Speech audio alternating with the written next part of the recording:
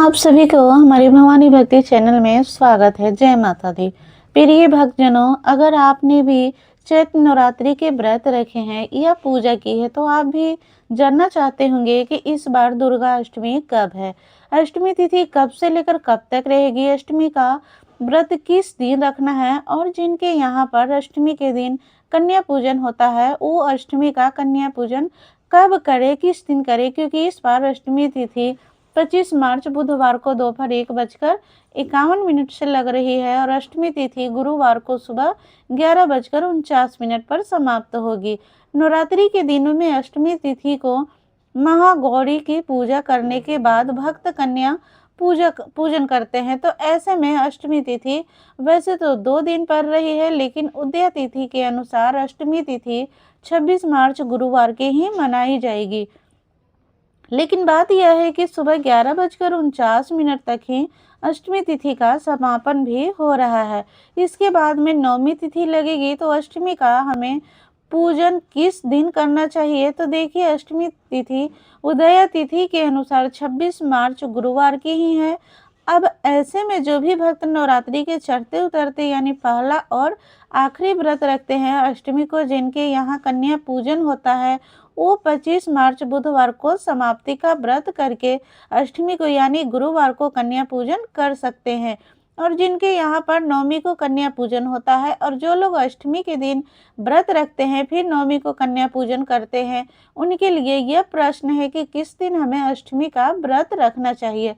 तो देखिए इस बार अधिकतर जगह की पर अष्टमी और नवमी एक ही दिन मनाते हैं की बात कही जा रही है, क्योंकि चैत्र नवरात्रि में रामनवमी का भी विशेष महत्व होता है। मान्यताओं के अनुसार रामनवमी के दिन भगवान श्री राम जी का जन्म हुआ था और इस दिन को हम उनके जन्मोत्सव के रूप में मनाते हैं।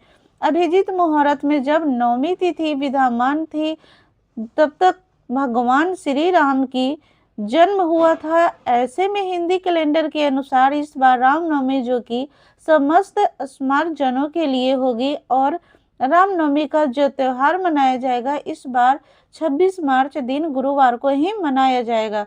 तो नवमी तिथि जब से प्रारंभ होगी उस समय से आप नवमी की पूजा कर सकते हैं, रामनवमी का त्योहार मना सकते हैं। और जो लोग अष्टमी नवमी एक ही दिन मनाने की बात कर रहे हैं वो सुबह से अष्टमी का व्रत रखें, लेकिन दोपहर के बाद से आप चाहे तो नवमी की कन्या पूजन करके कन्याओं को भोग लगा सकते हैं। क्योंकि जब भी इस तरह का संयोग पड़ता है तो लोग अपने अपने क्षेत्र के अनुसार भी अष्टमी या नवमी मनाना पसंद करते हैं। तो यह आपकी श्रद्धा के ऊपर भी निर्भर करता है। हालांकि आप 26 और 27 मार्च दोनों अलग अलग दिन में अष्टमी और नवमी मना सकते हैं, यानी 26 मार्च गुरुवार को अष्टमी और नवमी 27 मार्च को शुक्रवार को कर सकते हैं। लेकिन 27 मार्च शुक्रवार को नवमी तिथि के अंदर अंदर आप कन्या पूजन कर सकते हैं। अगर कन्या पूजन के समय सही समय की बात करें तो अष्टमी तिथि यानी 26 मार्च गुरुवार को सुबह 6:20 से लेकर 11:49 तक आप कन्या पूजन कर सकते हैं। नवमी तिथि 26 मार्च दिन गुरुवार को 11:50 से शुरू होगी। तो इसके बाद आप नवमी की पूजा कर सकते हैं। और अगर आप नवमी 2026 मार्च गुरुवार को ही मना रहे हैं तो शाम को सूर्यास्त से पहले तक कन्या पूजन कर सकते हैं। ध्यान रखिएगा राहु काल में समय आप कन्या पूजन करने से बचे, इसलिए राहु काल दोपहर 1:30 से लेकर 3 बजे तक रहेगा। हालांकि इस दिन शुभ योग भी बन रहे हैं जिसमें सुबह 3:09 तक सौभाग्य योग रहेगा। इसके बाद में पूरा दिन शोभन योग रहने वाला है।